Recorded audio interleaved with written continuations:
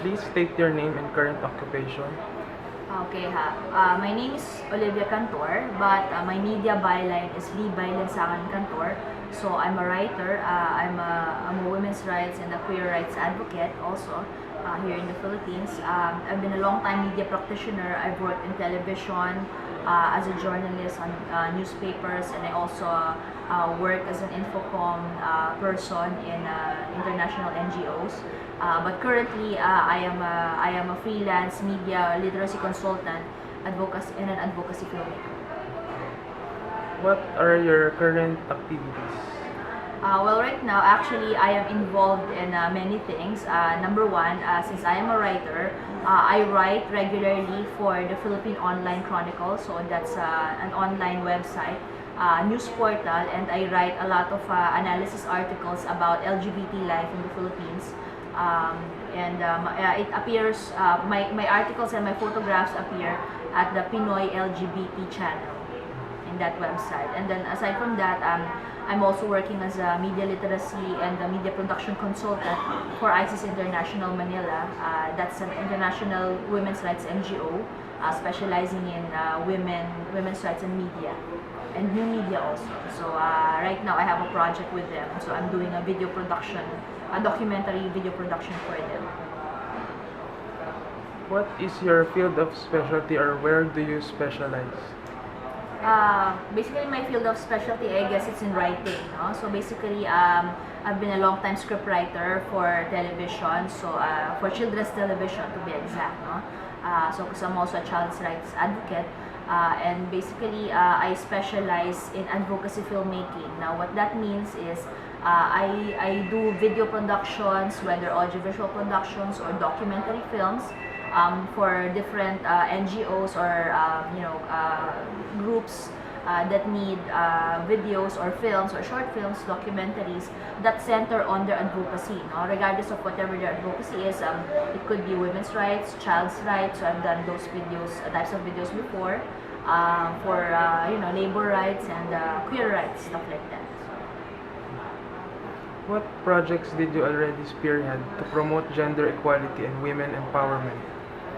Well, basically, I guess with the short documentaries that I've done before throughout my life, I've been doing a lot of media literacy type of works wherein you would have you would feature some you would feature some lectures or some interesting anecdotes or something like that in different kinds of films, no? So for instance, you would make gender sensitive films, or films that will educate people about gender sensitivity, queer rights, or women's rights. So I've done a handful of short documentaries of that manner. So I guess you could say that those are some things that I spearheaded. In terms of writing, I've also done actually a lot of articles or in magazines and newspapers that actually involve a lot of articles and analysis that has a feminist framework, no? So ibig sabihin, what that means is that whenever I write, I am very conscious to inculcate the rights that I carry in my life, my advocacy. So in terms of, I don't just write articles or movie reviews. I try to frame them in a feminist way, something like that, or a queer rights advocate way. So I guess you could say that those are some things that I have spearheaded that has that kind of gender, focus. How would you define gender, and how is it different from sex? Okay. To define gender, basically when we say gender, that's a social construct, no? So ibig sabihin, what that means is a social construct is something that is constructed by society, wherein if you were born with this kind of genitalia, they assign to you a gender. So the sex kasi, when we say sex, that's your biology speaking. Sorry, take your time. Okay. So when you say sex, basically that is that's pertaining to just your person, your anatomy, your genitalia, no, and stuff like that. No? So if you're born with a penis, automatically they assign you a gender, which is male. no? So that's the difference of gender and sex. When we say gender, it's assigned to us by society. Now, what is this that's assigned? So basically, when you're born with this kind of structure with sex, so if you're female, you have breasts and you have a reproductive system, then you're assigned to be a female, a woman, so the woman term is assigned to the female, so that's where the difference between sex and gender begins, and ganun din sa man, so it's the same with men. So with men, it's when you have a penis, they assign to you the role of a man. Okay, so that's basically how you differentiate gender and sex. Sex is biology. Gender is a societal construct. The society is the one who dictates to you, okay, what you will be. Okay? Now that's a problem for some people who were born with two. There are some people who are born, we call them intersex. They have two kinds of genitalia at the same time. Now, who will be the one deciding what kind of gender they will be when they grow up? So like a long time ago, we used to call that hermaphrodites. So if you're familiar with that term, but right now we call them intersex. So that means a person who's born with maybe a penis and a vagina. So now the parents sometimes decide, okay, we will assign you to be a man. So he will grow up as a man, but he has two genders or some reproductive organs, right? So these are the things that get assigned to us. So that's the difference. What sectors of the society dictates the gender of a person? What? Okay, that's a good question. So who dictates? Actually, we don't know. I don't know. So is it the parents? Is it the doctors who say na, okay, you have a son because he has a penis, so automatically, ganun ba yun? So we're not sure.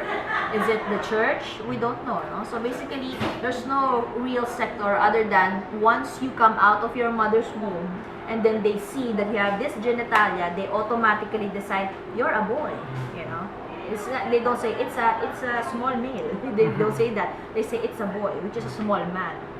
So that's it. So automatically, you get put in that kind of gender box when you're born. Now, where does it come from? It's from generations and generations of maybe being dictated upon. That if you have this genitalia, then you're this. If you have this, then you're that. So. I don't know where we could point that out, but I guess that's how society just tries to remain intact over the years or so.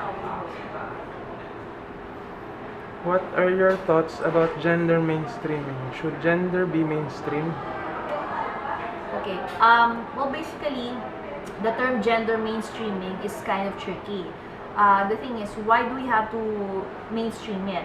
It actually came from a long time ago, well, maybe recent, history, wherein a lot of things in society are not really highlighted in terms of, okay, what is the contribution of women in society? So that's why they labeled it as gender mainstreaming. But the thing is, I think I don't actually believe in the term because I don't think that it's proper to mainstream anything because it has to be there already, so it's not like a special person like, hey, come on, you can also participate in society, so we will mainstream you. No, I think that's wrong. I think gender is already mainstream.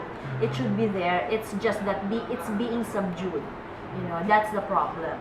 But that's just my opinion of the term gender mainstreaming. I kind of find it problematic.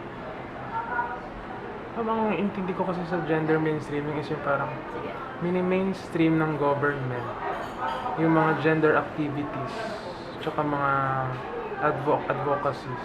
Okay. Ini-integrate nila sa projects ng government. Parang ganun yan. Mini-mainstream nila kumbaga. Oo, yeah. No, you're correct, no? So the thing is kasi during the time that they're not very conscious of making programs in the government or wherever wherein they have to discuss women's issues, women's rights and stuff like that, they coined that term gender mainstreaming. So yeah, so it's kind of like it's in a way it's good because women get to participate and then women are given the chance the opportunities wherein, okay, for a certain percentage of the government's budget or something will be allotted to gender advocacy or gender development or, gender-related projects. When they say gender, that pertains to women.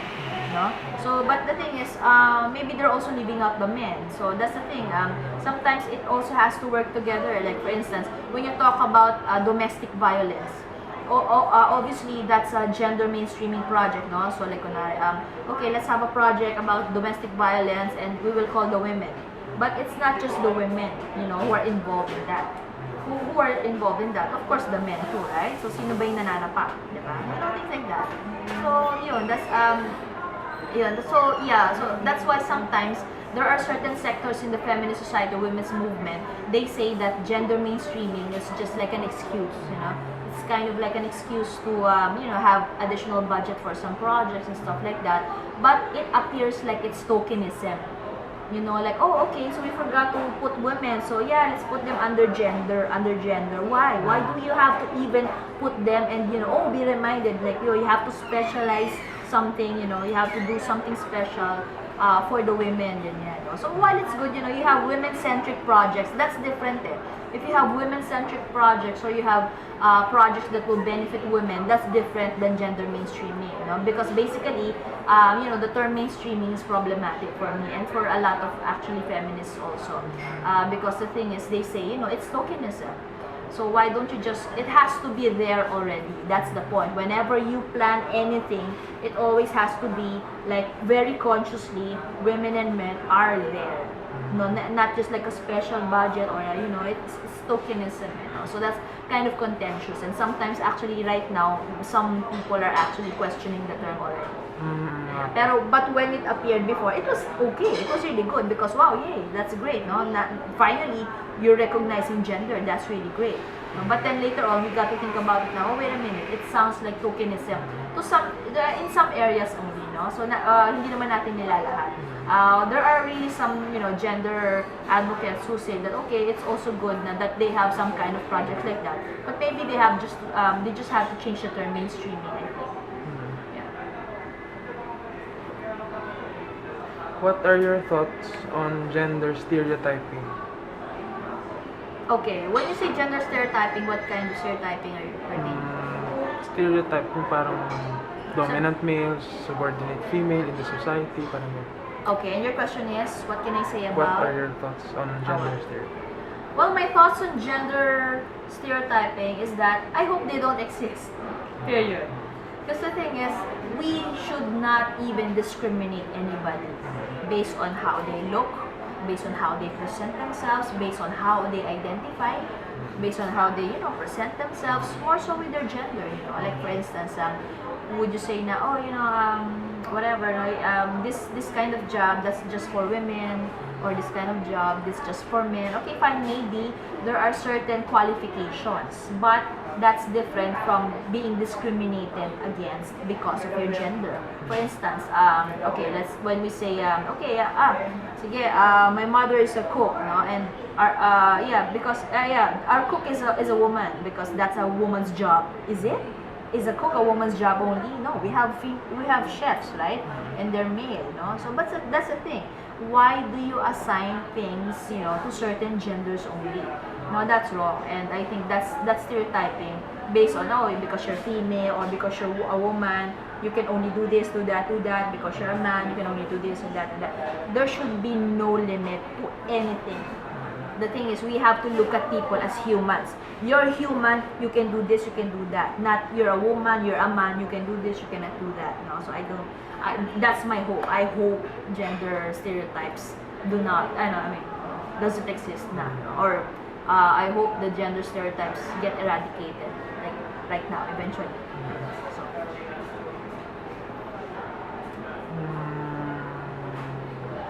What are the roles of women in society? Okay, medyo general yung tanong mo na yan, So, when you say roles of women, what do you mean? In terms of what? What are the roles?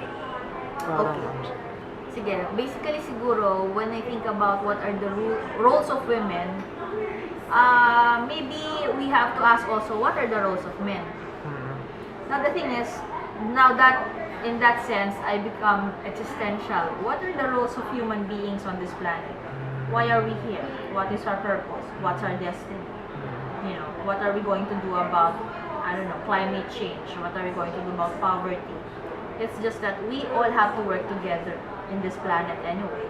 So we do not have to differentiate gender. So when you ask me what are the roles of women in society, anything that they want, that's the thing. Because that's the same answer that you will get when you ask what are the roles of men.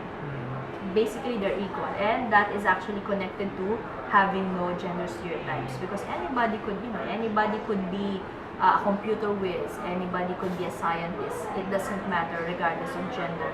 Basta, as long as you're a human being, you're serving the people and you're serving the planet, then you're okay.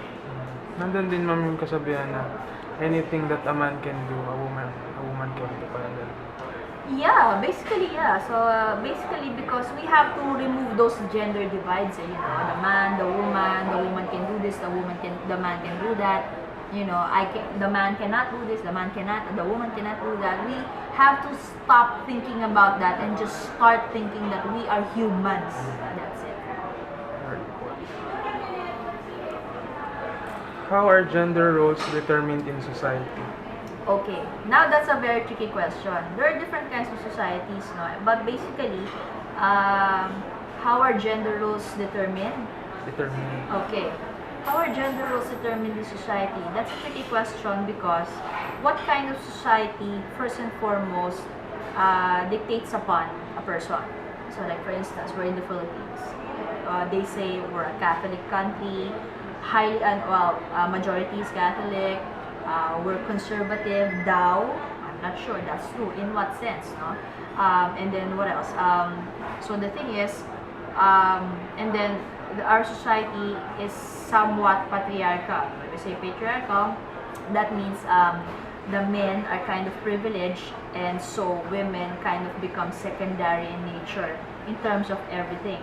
So in terms of making decisions at home, in work, and stuff like that, everywhere. No. So the thing is, whatever society dictates upon us, sometimes people get acculturated, and we get to think, and sometimes we get to believe that these things that society dictates upon us, they're the ones that are true.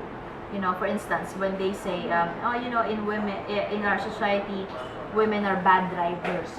When there's a traffic jam out there, we're sure that's a female driver or a woman driver. Why does it have to be like that? Why do we have to have that kind of, impositions on society that, if you're a bad driver, maybe you're a woman, siguro kasi, that's a traffic ganyan, no? Or, things like that. Or like, our government is so fucked up. Why? Because we have a woman president. No, it's, but the thing is, that's the sad reality of our country sometimes. So I'm just talking about Philippine society because we're very patriarchal.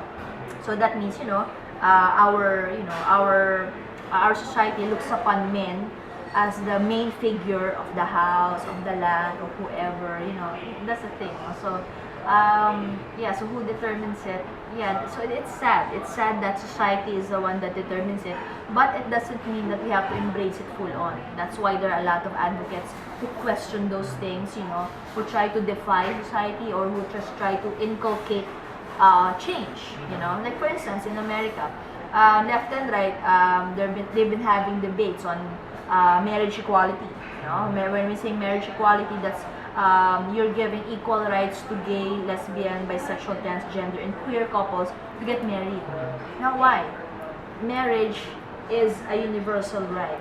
Anybody who loves somebody could have that right. Now, why are you imposing that only the straight ones can get married? The ones that are not straight cannot. Where does that come from? That's the thing. So you look at society, you look at our societies, is marriage equality permitted to us in this country? No. Why? Look at our society. So like, when are we going to have that kind of change? It's changing already in America. In Spain, they already have it. Canada, New Zealand also. A lot of countries. There are actually 14 countries and counting that I can go to if I want to get married, if I'm a lesbian, But I cannot get married here in my own country. Now, why is that? Also, look at the societies, you know. So maybe the societies in other countries are more open about this.